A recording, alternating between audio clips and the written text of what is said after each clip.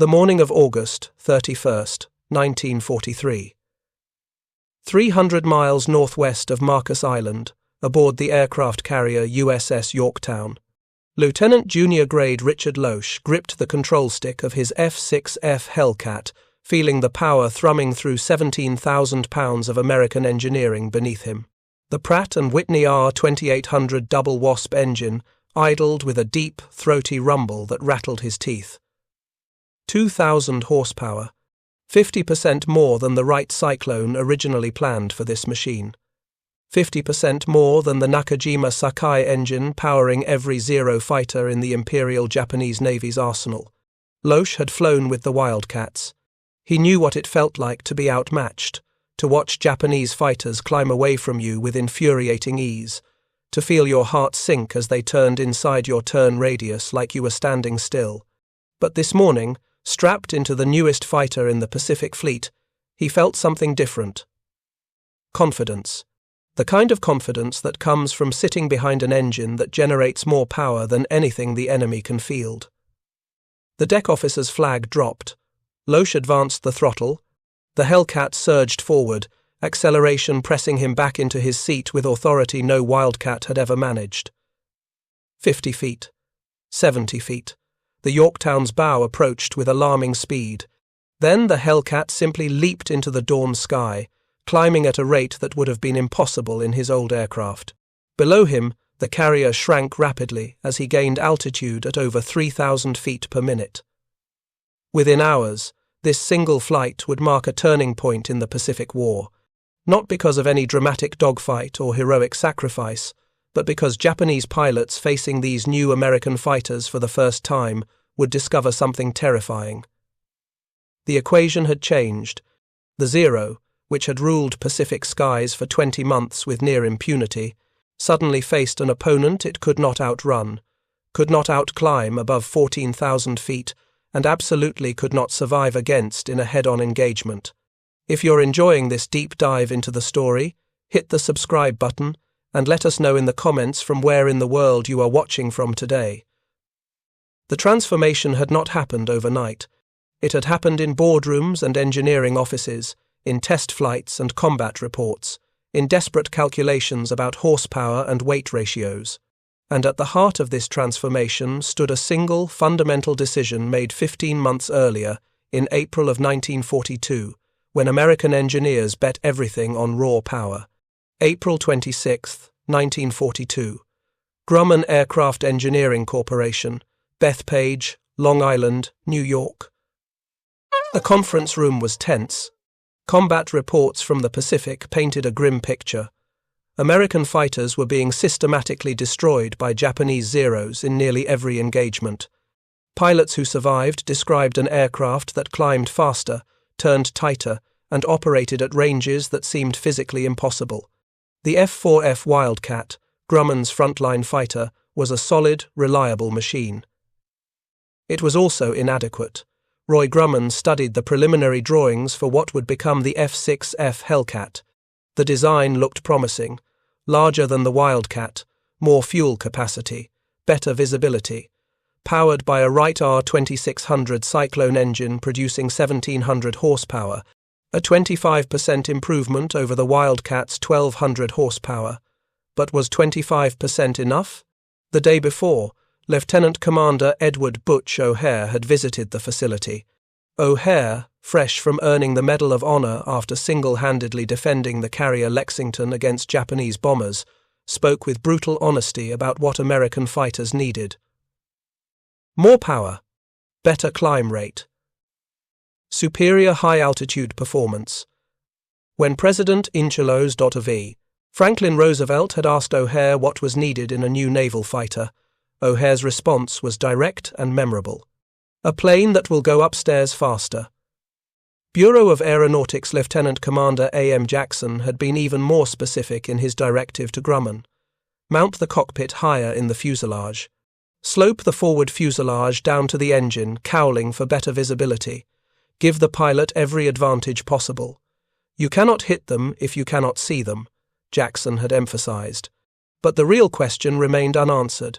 How do you beat an aircraft that weighs 5,000 pounds when your fighter will weigh over 12,000 pounds?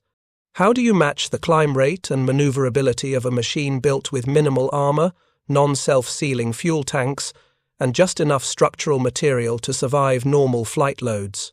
The answer came from an unexpected source: the Pratt and Whitney R 2800 Double Wasp, an 18-cylinder, two-row radial engine producing 2,000 horsepower, 50% more power than the Wright Cyclone. The same engine was developed for the Republic P-47 Thunderbolt and the Chance Vought F-4U Corsair. An engine that, due to delays in those programs, was suddenly available. Grumman made the critical decision that day: abandon the Wright Cyclone, redesign the airframe to accommodate the larger, heavier, more powerful Pratt and Whitney engine.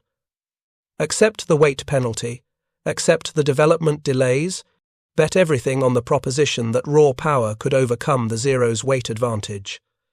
The engineering challenges were substantial. The R2800 weighed over 2,000 pounds fully dressed.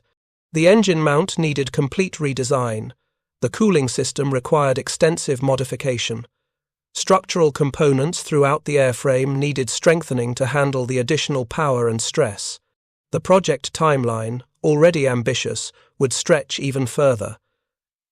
But Grumman's calculation was simple and brutal.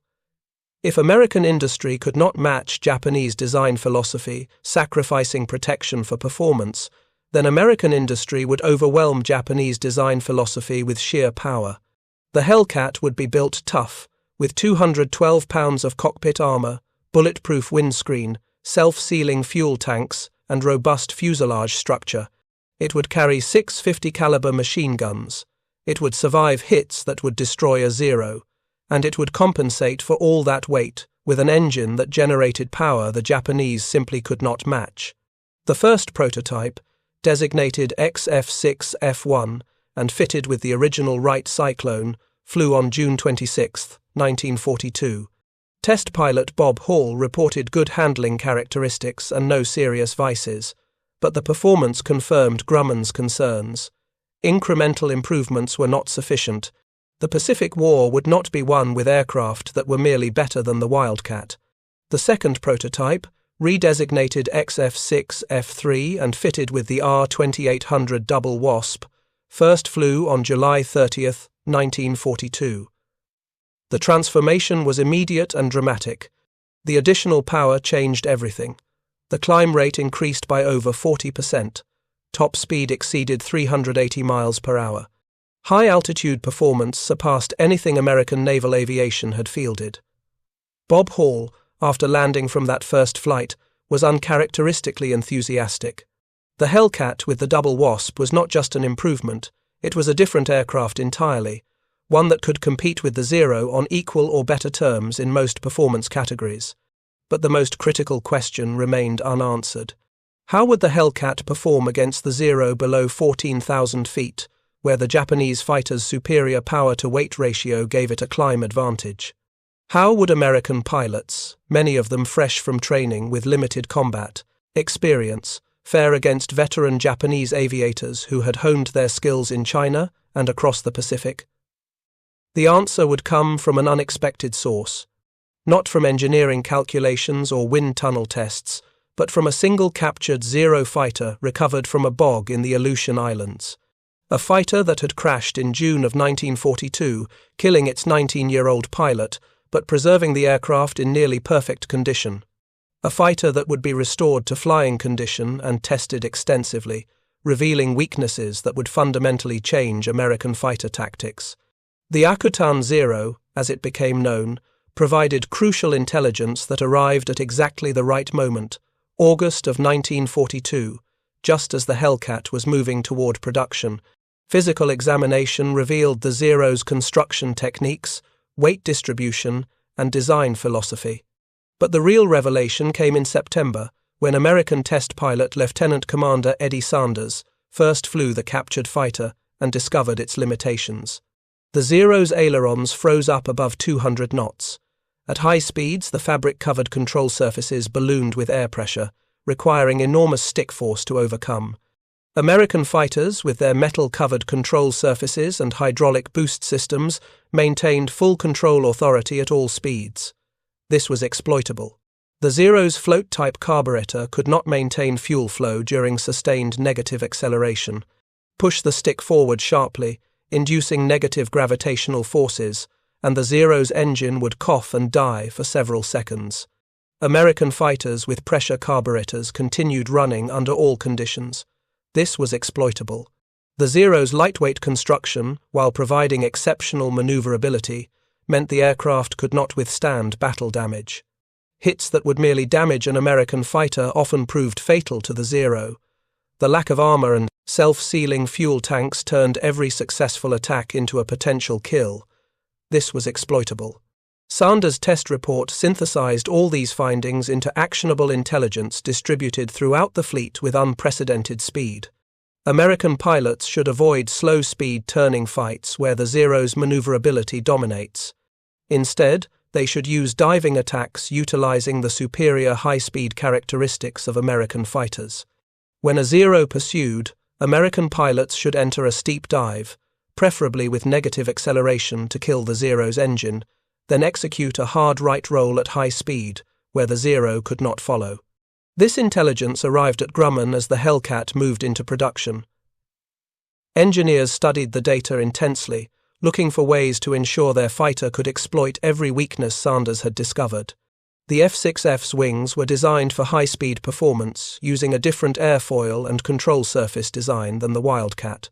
The ailerons were hydraulically boosted and metal-covered, ensuring full control authority at all speeds. At speeds where the Zero's controls locked up, the Hellcat would roll aggressively. The F6F's fuel system used a pressure carburetor rather than the float type used in the Zero. An F6F pilot could dive away from a pursuing Zero without his engine quitting at the crucial moment. The negative acceleration weakness Sanders had exploited became standard defensive doctrine. The F6F's structure was designed to handle 9 Gs positive and 6 Gs negative acceleration. This meant F6F pilots could use aggressive maneuvers without fear of structural failure. Zeros attempting to follow would risk breaking up. The first production F6F3 flew on October 3, 1942, just 2 weeks after Sanders completed his initial test flights in the Akutan Zero. The timing was not coincidental. Production had been deliberately held until engineers could incorporate the latest intelligence. The basic design had been set months earlier, the engine selected before the Zero was even discovered. But the final configuration benefited directly from knowledge gained from the captured aircraft. Grumman's production miracle followed. A new factory, Plant No. 3, was built specifically for Hellcat production. Aircraft rolled off the assembly line before the factory buildings were completed. At peak production in 1944, Grumman would produce 644 aircraft in a single month, 1 Hellcat per hour. An aircraft production rate never equaled. The first production Hellcats reached fleet squadrons in early 1943. Fighting Squadron 9 received the initial operational Hellcats in February, embarking on the carrier Essex for training and workup. Pilots' reactions were enthusiastic. After months struggling in F4F Wildcats against superior Japanese aircraft, the F6F felt transformative. It was faster, it climbed better, it had more firepower, better visibility, and it felt solid in a way the Wildcat never had. Most importantly, the Hellcat was remarkably easy to fly. Grumman had designed it specifically for relatively inexperienced pilots fresh from training. The aircraft had no bad habits, no tricky characteristics that could kill an unwary pilot. It was stable, predictable, and forgiving of mistakes. Carrier landings were straightforward. The robust landing gear absorbed hard impacts. The visibility allowed precise approach judgment. The controls remained responsive at low speeds required for carrier operations. By summer of 1943, 15 squadrons had transitioned to the Hellcat. Pilots trained in the new tactics derived from studying the Akutan Zero. Avoid turning fights, use diving attacks, exploit the Zero's weaknesses, fight from advantage. The mystique surrounding the Japanese fighter began crumbling. It was still formidable, but it was no longer invincible. The stage was set for the combat debut. Marcus Island, August 31st, 1943. 3 carriers, Task Force 15. The first major offensive operation in the Central Pacific since early 1942, and the first time Hellcats would face Japanese aircraft in combat.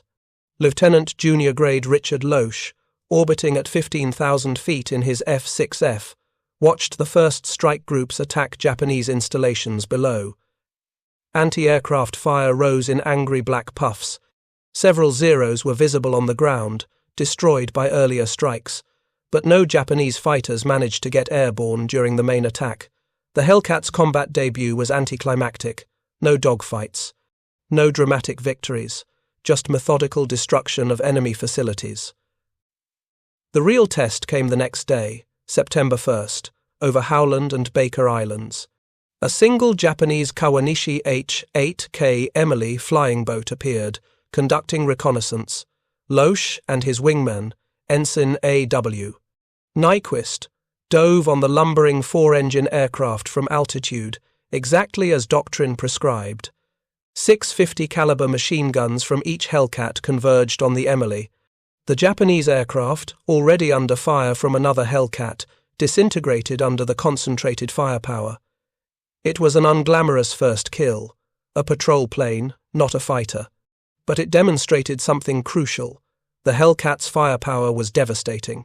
650 caliber guns, properly aimed, could shred any Japanese aircraft in seconds. Combined with the ability to dictate engagement terms through superior speed and power, this firepower would prove decisive. The following months saw Hellcats gradually replace Wildcats across the fleet.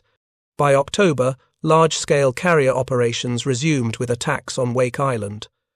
By November, Hellcats participated in strikes on Rabaul, one of the most heavily defended Japanese bases in the Pacific. The combat learning curve was steep, but the aircraft's capabilities were becoming clear. November 23, 1943. Over. Tarawa in the Gilbert Islands. 30 Japanese Zero fighters rose to intercept American strike aircraft. The F6F Hellcats from multiple carriers swarmed the Japanese formation. What followed demonstrated everything the Hellcat was designed to accomplish. Lieutenant Junior Grade Ralph Hanks spotted a Zero climbing to attack American bombers. He dove from altitude, building speed to over 300 miles per hour. The Zero pilot, recognizing the threat, attempted to turn into the attack, but at high speed, the Zero's ailerons were sluggish. Hanks rolled through the Zero's defensive turn, lined up his gun sight, and fired. The Zero erupted in flames. Before the wreckage hit the water, Hanks had spotted a second Zero, another diving attack, another kill, then a third, a fourth, a fifth. In 5 minutes, Ralph Hanks became an instant ace, shooting down 5 Japanese fighters without taking significant damage to his own aircraft. The next day, another massive engagement over Tarawa. When the smoke cleared, American pilots claimed 30 Japanese fighters were destroyed for the loss of a single Hellcat. The kill ratio was stunning, 30-1. And this was not against obsolete aircraft flown by novice pilots. These were Zeros, the same aircraft that had dominated Pacific skies for nearly 2 years, flown by experienced aviators. Something fundamental had changed. The Hellcat pilots were not necessarily more skilled than their Japanese opponents. Many were relatively inexperienced, fresh from stateside training, but they were flying an aircraft specifically designed to exploit the Zero's weaknesses, armed with tactics derived from detailed study of a captured enemy fighter, and backed by an industrial system that could replace losses far faster than Japan. The pattern established at Tarawa would repeat across the Pacific for the next 20 months. Every major engagement, every carrier strikes, Hellcats dominated, kill ratios climbed. Japanese pilots, veterans who had once spoken confidently of their superiority, began reporting with dismay that the new American fighters were nearly unbeatable. The power differential was undeniable. 2,000 horsepower versus 1,130 horsepower. That 77% advantage in engine power translated directly into combat advantage. The Hellcat could choose when to fight. It could dive away from unfavorable situations. It could climb back to altitude after attacks. It could pursue fleeing Japanese aircraft with relentless efficiency. Above 14,000 feet, where the Hellcat's supercharger efficiency peaked, the American fighter could outclimb the Zero. Not dramatically, but consistently. Below that altitude, the Zero retained its climb advantage. But American pilots, trained in the new doctrine, simply refused to climb with Japanese fighters. Instead, they dove, built speed, and attacked from advantage. The 8 minutes that separate this story's title from historical fact represent something more nuanced than raw performance data. In combat, what mattered was not whether the Hellcat could outclimb a Zero from sea level to 20,000 feet. What mattered was whether American pilots could dictate engagement terms, exploit enemy weaknesses, and survive long enough to score victories. The answer, demonstrated repeatedly from Tarawa through the end of the war, was yes. The Hellcat, powered by its massive R-2800 engine, gave American pilots the tools they needed to dominate Pacific skies. Not through superior maneuverability, not through impossible performance advantages, but through smart design, exploiting known enemy weaknesses, and overwhelming power applied at the right time and place. The real crucible came in June of 1944. The Mariana Islands, strategically vital to Japan's defense of the home islands. Saipan, Tinian, and Guam formed the cornerstone of Japan's inner defensive perimeter. Lose the Marianas, and American B-29 Superfortress bombers could reach Tokyo. The Japanese High Command understood the stakes. They assembled the largest carrier force since Midway, 9 aircraft carriers supported by battleships and cruisers, determined to destroy the American invasion fleet. Admiral Jisaburo Ozawa commanded the Japanese mobile fleet with confidence born of careful planning. His carriers embarked over 450 aircraft, including the latest Zero variants. His plan exploited the fundamental advantage Japanese naval aviation had maintained since Pearl Harbor. Range. Japanese aircraft could strike from distances American planes could not match. Ozawa would launch his strikes from 300 miles away, beyond the range of American retaliation, destroying the invasion fleet while his own carriers remained safe. It was sound strategy. It ignored one crucial factor. The equation had changed. The Americans no longer fielded Wildcats with their limited range and modest performance. They fielded Hellcats, hundreds of Hellcats. F6F fighters that could patrol for hours, climb to intercept altitude rapidly, and engage from positions of advantage. June 19, 1944. Dawn broke over the Philippine Sea with deceptive calm. Aboard 15 American carriers, F6F pilots manned their aircraft for combat air patrol. The carriers USS Yorktown, Hornet, Bunker Hill, Wasp, Essex, Lexington, Enterprise, and others of Task Force 58 launched fighters in coordinated waves. Over 400 Hellcats took station above the fleet, stacked at different altitudes, guided by shipboard radar that could detect incoming raids at distances the Japanese could not imagine. At 0830 local time, American radar operators detected the first Japanese strike, 69 aircraft inbound from the west. The Hellcat Combat Air Patrol Coordinator vectored fighters to intercept.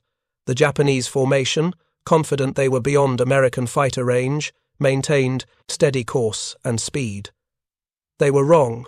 The first Hellcats hit the Japanese formation 70 miles from the American fleet. The Japanese pilots, expecting to penetrate close to the carriers before encountering resistance, found themselves in a fight for survival far from their target. What followed was slaughter. Lieutenant Junior Grade Alexander Vrasiu, flying from USS Lexington, dove on the Japanese formation from 20,000 feet. His Hellcat, powered by the R-2800 engine pushing war emergency power, accelerated to over 400 miles per hour in the dive. The Zero fighters, attempting to defend their bomber charges, turned to meet the threat. But at high speed, their ailerons locked up. Vrasiu rolled through their defensive maneuvers with ease, lined up his gun sight on a Yokosuka D-4Y dive bomber, and fired. The bomber exploded. He didn't pause. A second bomber appeared in his gun sight, another burst, another kill. The Japanese formation disintegrated as more Hellcats arrived. Vrasiu destroyed 6 aircraft in 8 minutes before his ammunition ran out. Other Hellcat pilots reported similar scores. The Japanese raid, 69 aircraft strong, lost 42 before reaching the American fleet. The remaining 27 accomplished nothing, falling to anti-aircraft fire and more Hellcats. But the first raid was just the beginning. At 1100 hours, radar detected the second Japanese strike. 128 aircraft, the largest raid of the day. The Americans vectored every available Hellcat to intercept. What happened next earned the battle its enduring nickname, the Great Marianas Turkey Shoot. Lieutenant Junior Grade George Carr, flying combat air patrol at 18,000 feet, received vectors to intercept the incoming raid. He pushed his throttle to war emergency power, feeling the R-2800 engine surge with the additional boost from water methanol injection. The Hellcat climbed at over 3,500 feet per minute, significantly better than the standard climb rate. Within minutes, he had an altitude advantage over the Japanese formation. The Japanese pilots, many of them hastily trained replacements for veterans lost at Midway and in subsequent battles, maintained formation discipline as they approached. They had been told American fighters would not intercept this far from the carriers. They had been told wrong. Carr dove on the formation, followed by his wingman. 2 Hellcats against over 100 Japanese aircraft. But they weren't alone. Dozens of other Hellcats converged from multiple directions, coordinated by radar control from the carriers. The Japanese formation never had a chance. The engagement revealed the full extent of Japan's decline. In 1941 and early 1942, Japanese pilots had been superbly trained, with hundreds of flight hours and combat experience in China. By mid-1944, fuel shortages and instructor losses meant new pilots received perhaps 1/3 the training of their American counterparts. They were flying aircraft whose performance had been matched or exceeded by the opposition, and they faced pilots flying fighters specifically designed to exploit every weakness of Japanese aircraft. The massacre was total. Of 128 aircraft in the second raid, over 97 were destroyed before they could attack. American losses, 3 Hellcats. The kill ratio approached 33-1. 2 more Japanese strikes followed that afternoon. Each met the same fate. Hellcats, directed by radar, intercepted at maximum distance from the fleet. Japanese aircraft fell in dozens. By the end of June 19th, Japan had launched 370 aircraft in multiple strikes. Only 130 returned. Over 240 aircraft destroyed in a single day. The Hellcats' role in this devastation cannot be overstated. The aircraft's combination of performance, protection, and firepower created an asymmetric advantage the Japanese could not overcome. When Hellcat pilots dove on Japanese formations, they could build speeds the Zero could not match. When Japanese fighters pursued, Hellcats could dive away, their engines continuing to run smoothly under negative acceleration, while Zero engines quit. If you find this story engaging, please take a moment to subscribe and enable notifications. It helps us continue producing in-depth content like this. The power advantage manifested in countless small ways during combat. A Hellcat pilot, seeing a Zero on his tail, could push his stick forward and dive away, accelerating rapidly. The Zero pilot would follow, but his float-type carburetor would starve the engine of fuel under negative acceleration.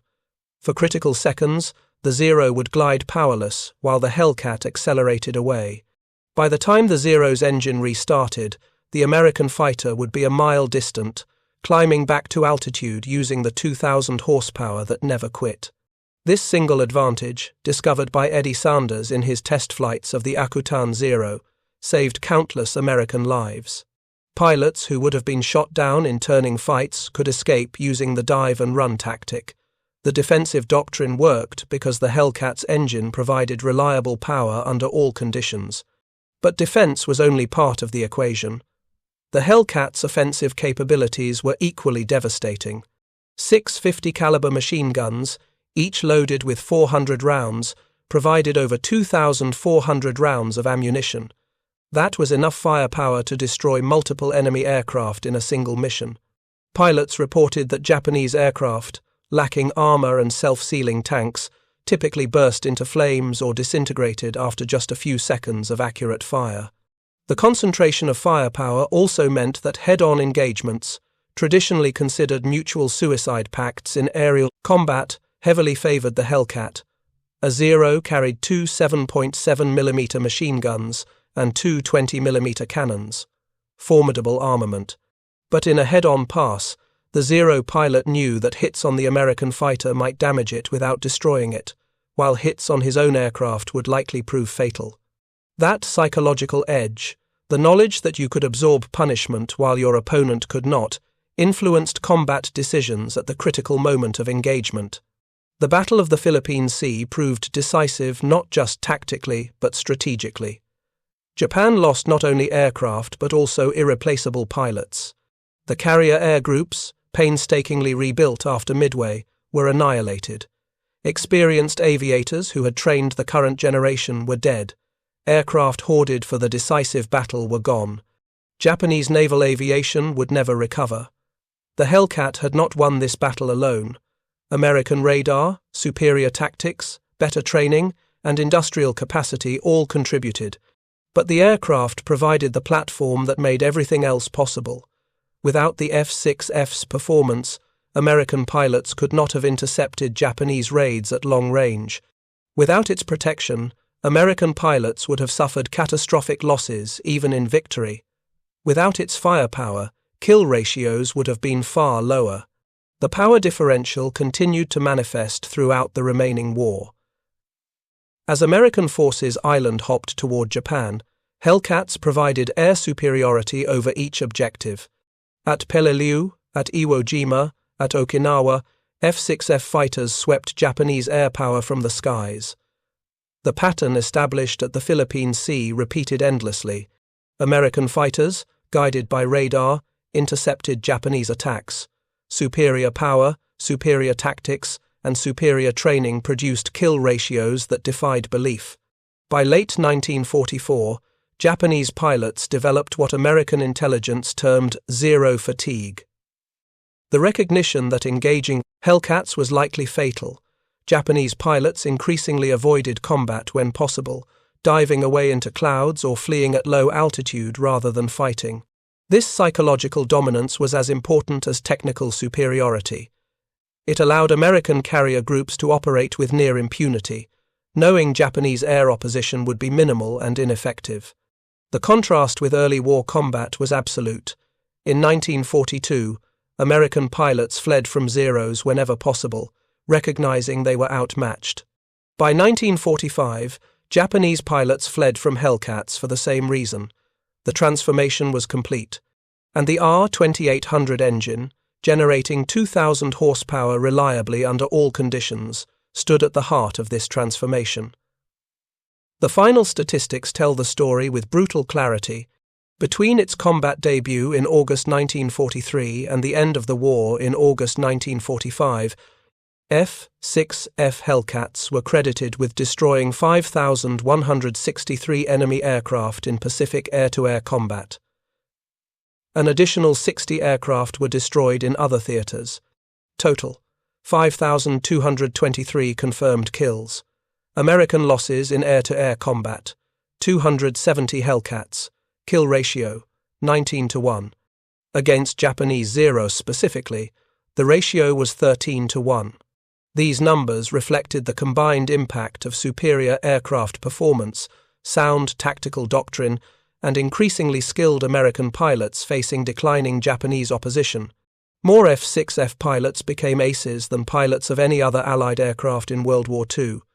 Between 305 and 307, Navy Hellcat pilots achieved ace status with 5 or more victories.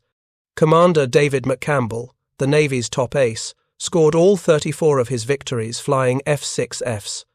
On October 24, 1944, during the Battle of Leyte Gulf, McCampbell and his wingmen encountered a formation of over 60 Japanese aircraft. Low on fuel and ammunition, the two Hellcat pilots attacked anyway. McCampbell shot down 9 aircraft. His wingman destroyed 6. Together, 2 Hellcats destroyed 15 enemy aircraft in a single engagement. These achievements were possible because the Hellcat provided a stable, reliable platform that forgave pilot errors while exploiting enemy weaknesses. The aircraft's docile handling meant that even relatively inexperienced pilots could operate it effectively in combat. Young aviators fresh from training could step into a Hellcat and survive long enough to learn the deadly art of aerial combat. Japan, by contrast, could not replace losses. Every engagement cost irreplaceable pilots. Training programs, already abbreviated due to fuel shortages, produced pilots with perhaps 100 flight hours total. These novices faced American pilots with 300 or more hours in the cockpit, flying aircraft with decisive performance advantages. The outcome was inevitable. The 8 minutes referenced in this story's title represents not a literal time differential, but a metaphor for dominance. In combat, the Hellcat's power advantage meant Japanese fighters had perhaps 8 minutes of opportunity before American fighters could climb to intercept altitude, build speed, and attack from advantage. That 8-minute window was all the time Japanese pilots had to strike and escape before the full weight of American air power descended on them. More accurately, the 8 minutes represents the time differential in a hypothetical race to 20,000 feet. A Zero, with its superior power-to-weight ratio below 14,000 feet, could reach that altitude slightly faster than a Hellcat in a straight climb from sea level, perhaps 90 seconds faster. Not 8 minutes, but in combat, straight climbs from sea level never happened. Hellcats patrolled at altitude, dove to attack, and climbed back using the prodigious power of the R-2800 engine. The title's hyperbole serves a purpose, capturing attention. But the underlying truth is more nuanced and more interesting. The Hellcat did not win through impossible performance superiority. It won through intelligent design that exploited known enemy weaknesses, through overwhelming industrial production, through superior training and tactics, and through reliable power that never quit at the critical moment. The R-2800 engine was not magic. It was 18 cylinders of precision engineering, producing 2,000 horsepower through superb metallurgy, careful machining, and robust design. Pratt and Whitney built over 125,000 R-2800 engines during World War II. They powered Hellcats, Corsairs, P-47 Thunderbolts, and numerous other aircraft. The engine's reliability was legendary. Pilots trusted it absolutely, knowing it would continue running after battle damage that would destroy lesser power plants. That reliability translated directly into combat effectiveness. A pilot who trusts his engine can focus entirely on tactics and gunnery. A pilot worried his engine might quit at the wrong moment fights with divided attention. The Hellcat pilot never worried. The R-2800 simply worked, under all conditions, in all attitudes, at all power settings. Push it to war emergency power with water methanol injection, and it produced 2,200 horsepower for short periods. Back off to cruise power, and it would run for hours, sipping fuel economically. This combination of power and reliability gave Hellcat pilots options Japanese pilots lacked. Low on fuel, the R-2800's efficiency meant you could patrol longer. Damaged in combat, the engine's robust construction meant you could probably make it home. Outnumbered, the engine's power meant you could dive away, climb back up, and attack again from advantage. The naval campaign across the Pacific from 1943 through 1945 demonstrated the Hellcat's dominance in every theatre. At Rabaul, the heavily defended Japanese bastion in the Solomons, Hellcats destroyed Japanese air power over months of attrition. At Truk, the Gibraltar of the Pacific, F6F fighters swept aside Japanese defenders and enabled devastating strikes on the fleet anchorage. At the Palaus, the Marianas, the Philippines, Iwo Jima, and Okinawa, the pattern repeated. Hellcats established air superiority, enabling American forces to land and seize objectives. The aircraft's versatility extended beyond pure fighter missions. F6F variants carried two 1,000-pound bombs on centerline and wing racks, transforming the fighter into an effective fighter bomber. Hellcats, armed with bombs and rockets, provided devastating close air support for Marines and soldiers fighting across Pacific Islands. The sight of F6Fs rolling in on Japanese bunkers and artillery positions, rockets blazing, became commonplace during the island-hopping campaign. Night fighter variants, equipped with radar in wing pods, hunted Japanese aircraft under cover of darkness. F6F3N and F6F5N fighters achieved remarkable success against Japanese night raiders, shooting down bombers that had previously attacked with impunity. The radar reduced top speed slightly, but night fighter pilots considered the capability worth the trade-off. The Hellcat's adaptability reflected intelligent design. The basic airframe could be modified for multiple roles without compromising its core fighter mission. This versatility meant the Navy could standardize on a single fighter type, simplifying logistics and training. Mechanics familiar with the F6F3 could easily maintain the F6F5. Pilots transitioning from day fighters to night fighters required minimal retraining. By early 1945, as American forces prepared for the invasion of Japan itself, Hellcats equipped every fast carrier in the Pacific Fleet. The F4U Corsair, initially plagued by carrier landing problems, had finally been cleared for carrier operations and joined Hellcat squadrons aboard the large Essex-class carriers. But the Hellcat remained the Navy's primary fighter, trusted and proven through 2 years of intensive combat. The final months of the war saw Hellcats participating in strikes on the Japanese home islands. Aircraft from Task Force 58 attacked Tokyo, Yokohama, and other industrial targets, encountering increasingly desperate Japanese resistance. Kamikaze attacks, the ultimate expression of Japan's desperation, targeted American carriers with suicidal determination. Hellcats flying combat air patrol shot down hundreds of kamikazes before they could reach the fleet, saving countless American lives. The Hellcat's combat record in this final phase demonstrated its continued relevance even as jet aircraft appeared on the horizon. The F6F remained effective because its fundamental design was sound, its performance adequate for the mission, and its reliability unmatched. While faster aircraft might have been theoretically superior, the Hellcat's combination of attributes made it ideal for carrier operations in the Pacific. Production continued through November 1945, with the final Hellcat rolling off Grumman's assembly line just as the war ended. Total production, 12,275 aircraft in 37 months.